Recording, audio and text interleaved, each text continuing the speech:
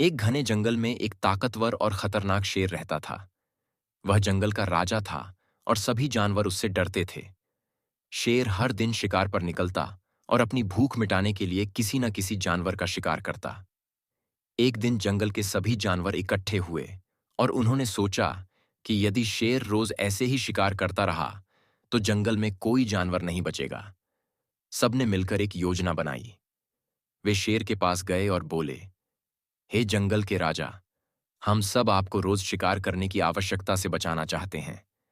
यदि आप हमारी बात माने तो हम हर दिन आपके खाने के लिए एक जानवर स्वयं आपके पास भेज देंगे।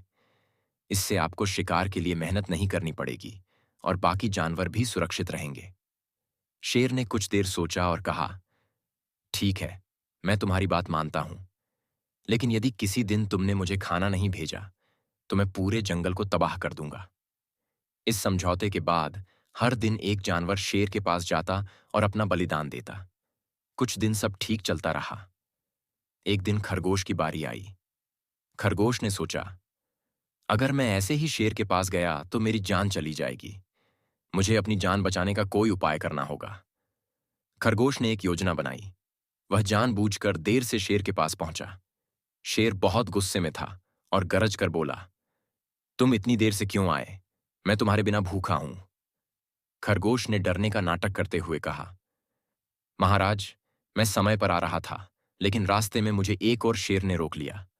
वह कह रहा था कि वह इस जंगल का असली राजा है और वह आपको चुनौती देना चाहता है।